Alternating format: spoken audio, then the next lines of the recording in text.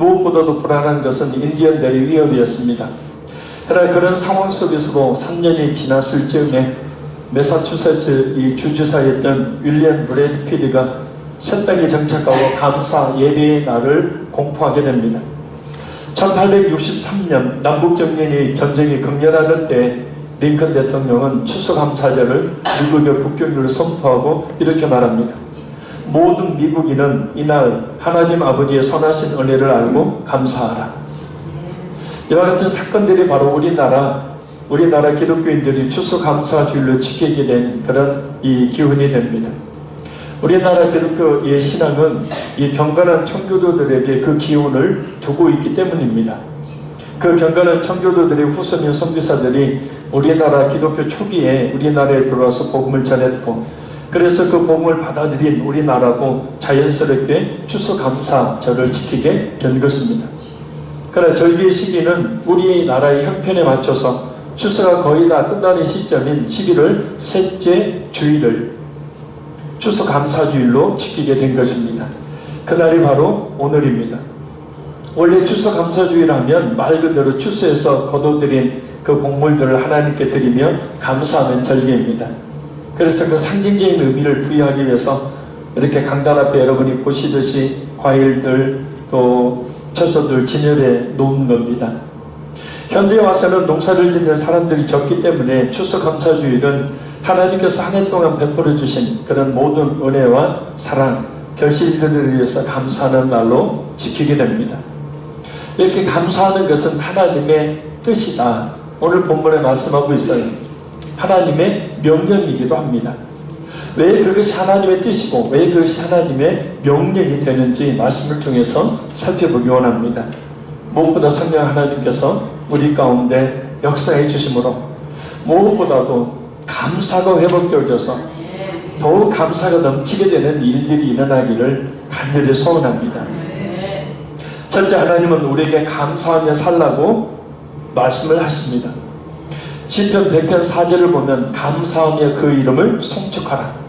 에베소서 5장 4절에 보면 감사하는 말을 하라.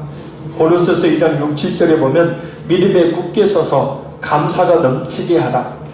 골로새서 4장 2절에 보면 감사함으로 깨어있어라. 특히 오늘 본문 데살로니가전서 5장 18절에 범사에 감사하라 라고 말씀하고 있는데, 이 범사에 감사하라 라는 말은 이 NIV 연의 성경에 보면 Give thanks in all circumstances 라는 말을 씁니다. 이 모든 상황에서 모든 환경에서 감사하라 라는 뜻이에요. 데살로니가 교회의 성도들은 당시 많은 핍박과 환난의 직면에 있었습니다. 그럼에도 불구하고 그들에게 감사하라고 명령합니다.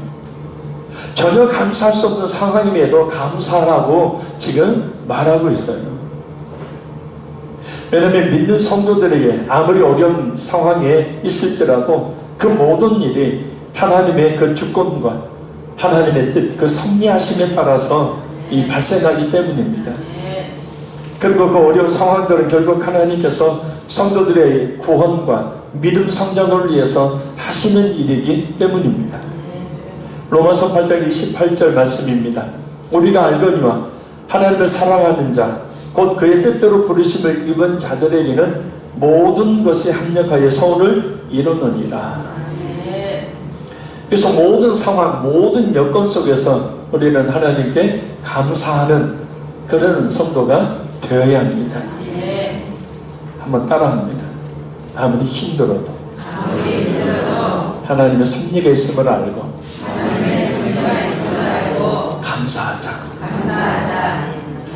둘째, 그럼 구체적으로 어떻게 감사해야 할까요? 마태복음 5장 11절에서 12절에 보면 핍박을 받을 때 감사해야 하고, 마태복음 14장 19절에 음식을 먹을 때 감사해야 하고, 마가복음 14장 23절에 성찬에 참여할 때 감사해야 되고, 요한복음 11장 41절에 일을 시작할 때, 느헤미야 12장 42절 43절에 일을 마쳤을 때 감사해야 합니다. 에베소서 5장 20절에 항상 감사해야 합니다. 이 모든 말들을 종합하면 다시 모든 일에 감사해야 한다라는 거예요. 할렐루야. 특히 핍박을 받을 때 감사하라 라는 말씀에서 알 수 있듯이 감사할 수 없을 때에도 감사하는 게 진정한 감사합니다. 감사할 것이 없는 것 같은 일들이 있지만 깊이 생각해 보면 감사할 것이 사실은 너무나 많습니다. 우리가 사람을 대할 때 심리학자들이 통계입니다. 사람을 대할 때 5%의 단점, 95%의 장점이 있다는데 반대로 사람들을 바라본다는 겁니다. 5%의 이 단점을 그것만 더 95%처럼 그것만 더 캐고 그것만 바라보고 산다는 거예요. 그러니까 영 사람이 못마땅한 겁니다. 남편도 못마땅하고 아내도 못마땅하고 부모도 못마땅하고 자녀도 못마땅하고 다 부정적인 95%의 그 장점을 5%의 단점으로 막아버리기 때문에 그래서 그 사람을 보면 뭐만 보여요? 단점만 보이는 거예요. 그래서 다툼이 일어나고 싸움이 일어나고 평안하지 못하고 사랑하지 못하고 살게 됩니다. 그런데 인간은 95%의 장점이 있대요. 할렐루야. 그 장점을 한번 찾아보시길 바랍니다. 그러면 아마 감사할 일들이 많을 겁니다. 우리의 삶 가운데도 마찬가지예요. 힘들고 어려운 일들, 여러 가지 문제들이 발생합니다. 그런데 전체적인 우리 인생 가운데 하나님의 섭리, 하나님의 계획하심에 따라서 바라보면 그것은 극히 일부입니다. 오히려 하나님이 베풀으신 그 은혜와 사랑이 참으로 많다는 것을 우리가 깨달아 알 수가 있습니다. 정 이것이 의심된다면 오늘 집에 돌아가셔서 노트를 한번 꺼내고 오랜만에 볼펜으로 감사할 일들이 무엇인지 한번 적어보시기 바라요. 얼마나 많은지. 할렐루야. 아무리 어려운 일이 있다 할지라도 결국 우리는 조금 뒤에 시간이 지나면 하나님의 해결하심, 하나님의 축복하심의 은혜를 분명히 맛보게 됩니다. 지나온 모든 세월들 돌아보아도 그 어느 것 하나 주의 손길 안 미친 것 전혀 없네. 신실하신 주, 신실하신 주. 지금 현재의 상황에 어떤 문제 하나 앞에 서 있으면 내 자신의 인생이라는 자체가 힘들고 어렵고 왜 이렇게 안 되는 일만 발생하느냐라고 생각할 수 있는데 그게 아니라는 겁니다. 그 모든 것 위에는 하나님의 분명한 뜻, 선을 이루시는 하나님의 분명한 계획이 있다라는 거예요. 그래서 그것을 우리가 뒤돌아보면 그때 그랬었구나, 그때 그래서 일이 안 됐었구나, 그때 그래서 실패했었구나, 그때 성공했었구나, 그때 잘 되었었구나 라는 것을 우리가 알면서 찬송할 수가 있듯이 오늘의 문제 역시도 마찬가지라는 겁니다. 내일의 시간, 하나님의 시간이 되면 분명히 해결되죠. 할렐루야. 자, 셋째, 그럼 어떻게 감사해야 할까? 사무엘하 22장 50절에 찬송하며, 시편 9편 1절에 전심으로, 고린도후서 9장 11절에 예배를 드림으로, 시편 50편 14절에 헌금을 드림으로, 잠언 3장 9절 10절에 제물과 소산물을 드림으로, 로마서 14장 6절에 주를 위한 헌신의 생활로, 빌립보서 4장 6절에 기도를 드림으로 감사해야 합니다. 막 성경 막 찾으려고 하지 마십시오. 제가 다 찾아서 한 거니까요. 예배를 드려서 기도와 찬송으로, 그리고 마음을 담은 헌금과 헌신으로 하나님께 감사해야 한다는 겁니다. 영국의 그랜츠 목사님이 이런 말을 했죠. 어떤 사람은 자기가 가는 평탄한 길에 조그마한 고동이만 있어도 벌써 하나님을 원망하고 사람을 원망합니다. 또 어떤 사람은 자기가 가는 험하고 캄캄한 길에 조그마한 빛만 비추어도 하나님이 주시는 자비로운 빛이라 여기며 감사의 기도를 올립니다. 화려한 궁전에 살면서도 인생이 왜 이리 괴롭고 기쁜 일은 하나도 없느냐고 얼굴을 찡그려 불평하는 사람이 있으며, 작은 오막살이에 살면서도 우리를 지키시는 하늘아버지의 한없는 은혜와 사랑을 진심으로 감사합니다 하는 사람이 있습니다. 조금만 내 뜻대로 되게 하면, 내 기분 상하게 만들면 누군가 조금만 내 마음대로 해주지 않으면 늘 원망과 불평을 늘어놓으며 사는 사람들이 종종 있습니다. 그러나 남들이 겪으면 짜증을 내고 또 원망을 늘어놓을 만한 일에도 그렇게 하지 않고 늘 감사하는 사람이 또한 있습니다. 그런데 참 놀라운 것은 쉽게 짜증을 내고 원망하고 불평하고 미워하는 사람들의 삶은 늘 그런 삶의 연속이라는 겁니다. 늘 감사하는 그런 이 삶을 사는 사람들의 삶은 밝고 평안하고 하나님의 은혜와 축복이 임하는 삶을 산다는 겁니다. 늘 찡그리고 다니는 사람들 삶이 늘 그래요. 변함없는 사실입니다. 제 논문에도 그걸 썼습니다만은 우리 뇌는 말이에요. 우리 말과 행동을 종합적으로 판단해서 지시하고 행하게 만드는 우리의 뇌는 말입니다. 어떤 생각을 갖느냐에 따라서 어떤 말을 하느냐에 따라서 그것을 이루려고 그쪽으로 움직이게 만든다는 거예요. 할렐루야. 그러니까 늘 이 원망, 불평, 짜증 이런 부정적인 사고에 쩌들어 있는 사람들은 계속해서 삶이 그와 같은 삶이 될 수밖에 없는 것이고, 그러나 반대로 긍정적인 그런 생각을 가지고 감사하는 삶을 사는 사람은 삶이 그렇게 밝아지게 되고 삶이 그렇게 바뀌어지게 된다라는 겁니다.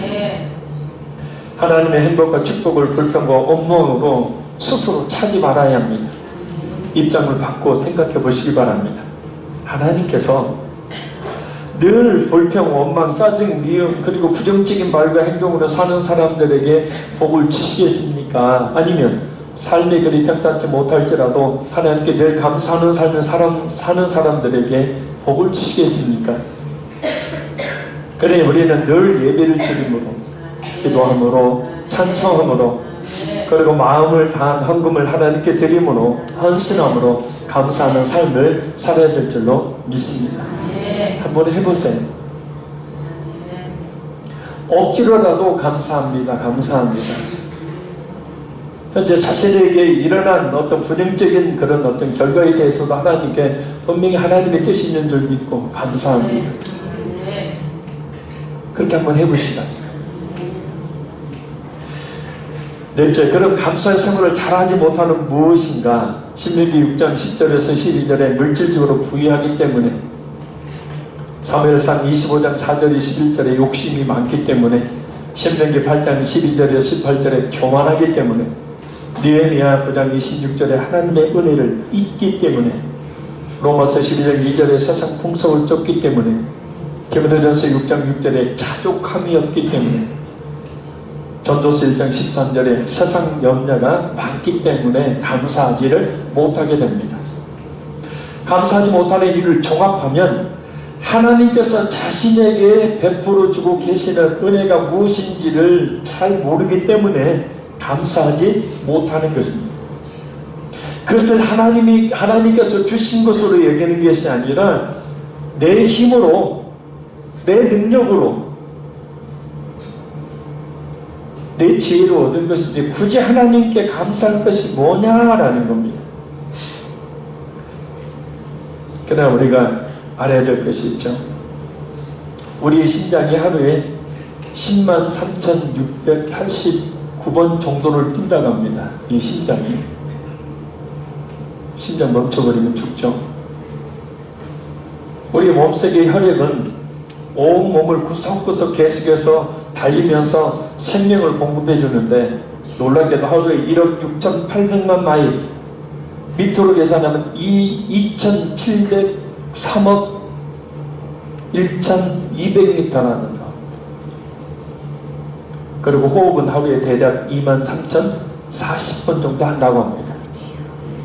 근데 중요한 것은 내가 무슨 수고를 해서 심장이 그렇게 잘 뛰어주고 있는 것이 아니고 혈액이 그렇게 온몸 구석구석을 달려주는 것이 아니라는 겁니다.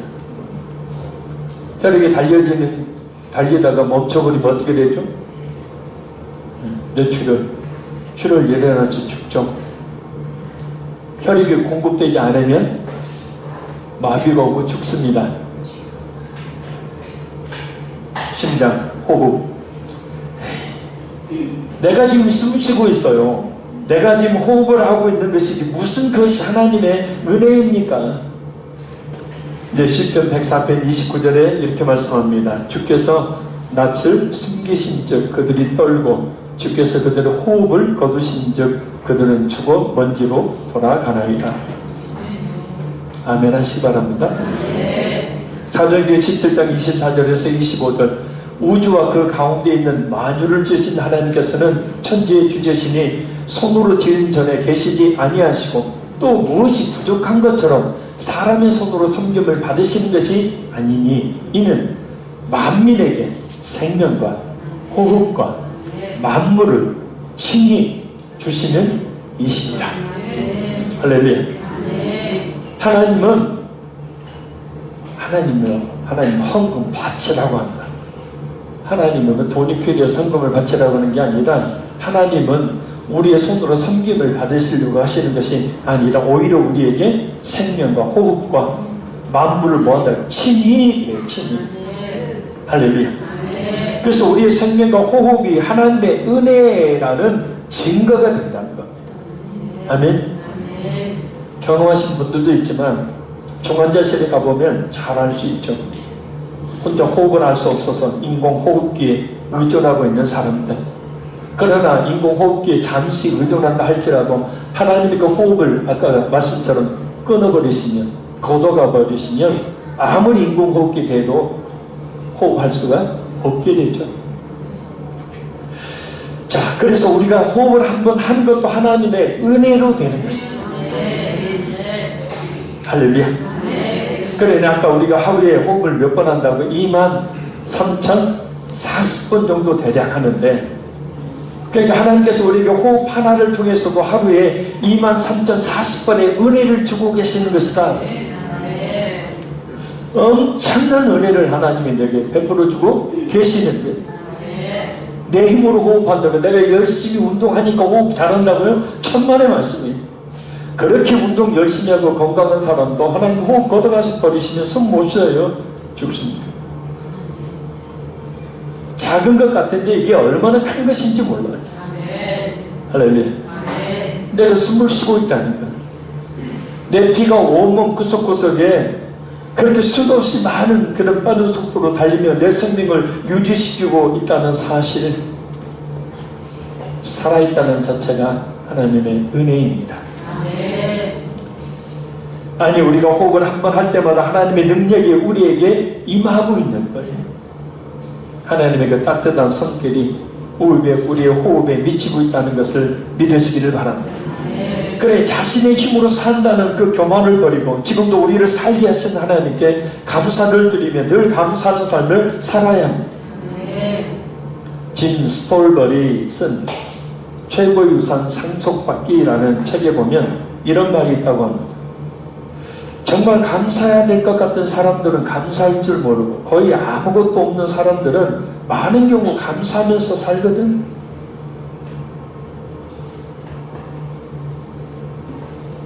진짜 그런 것 같아요. 이 말이 진짜 맞는 것 같습니다.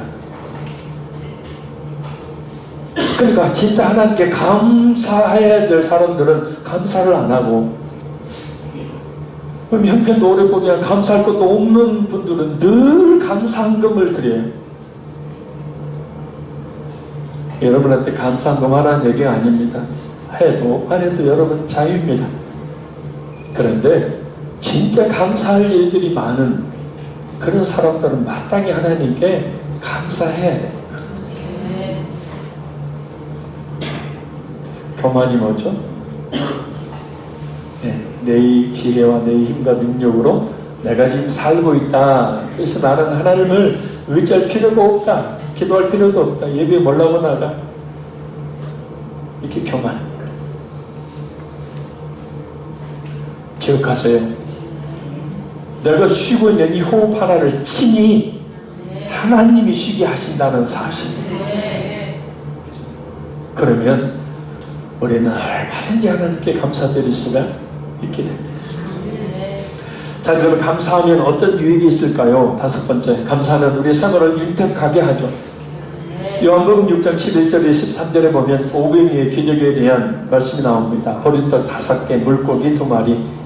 20세 이상의 남자면 5,000명이니까 거기에 여자, 노약자, 어린아이까지 포함한 최소 2만 명 이상의 사람들에게 이 보리떡 5개, 물고기 2마리는 아무런 도움도 되지 않는 겁니다.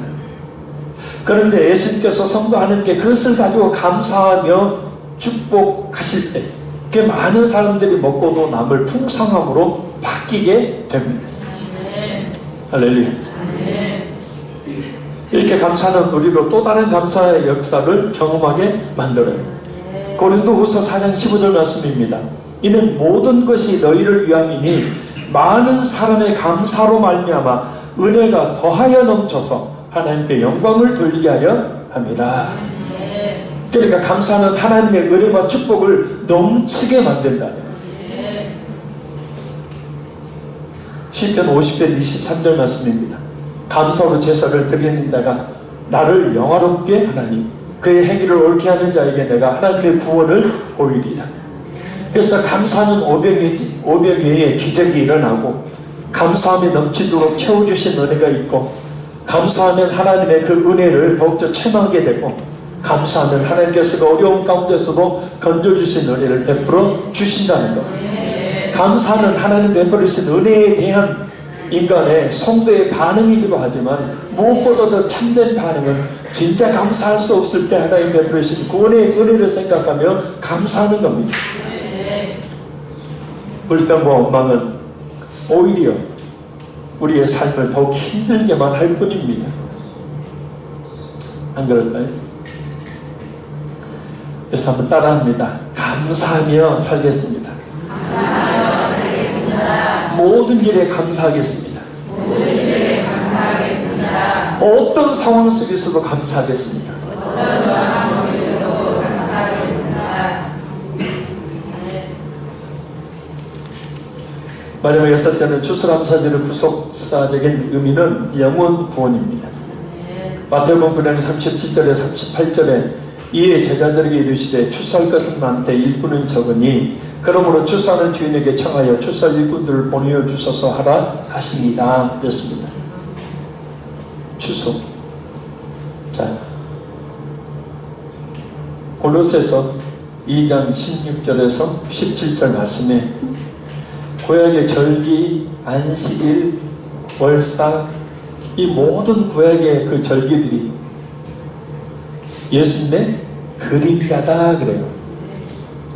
그래서 결국 구약의 모든 절기들은 문자적인 그 절기를 지키는 그 자체로 끝나는 것이 아니라 거기에는 영적인 구속사적인 의미가 있다는 거예요.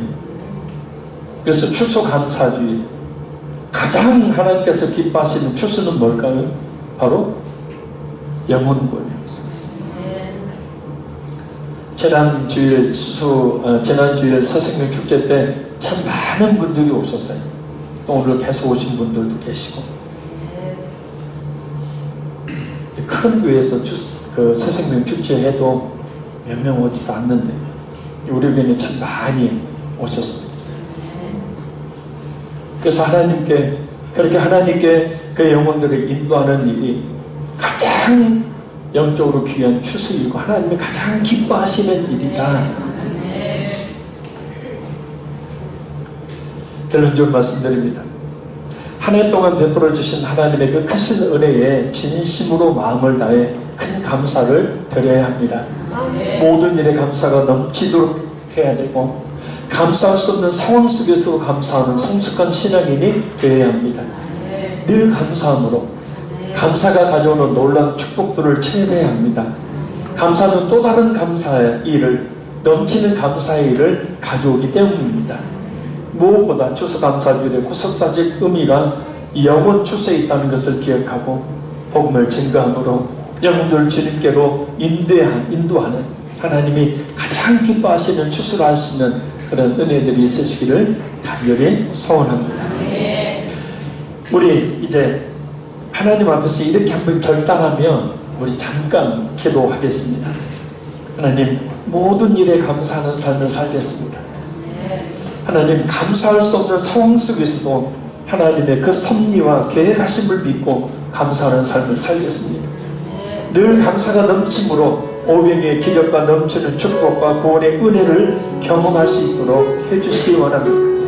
무엇보다 한 영혼을 구원하여 죄께 인도하는 영혼 구원의 주수를 감당할 수 있도록 하나님 함께 해주시라고 우리 잠시 기도하겠습니다. 살아계신 아버지 하나님, 하늘 가운데 부르신 하나님의 그 놀랍고 크신 은혜에 진심으로 마음을 다하여 감사를 드립니다.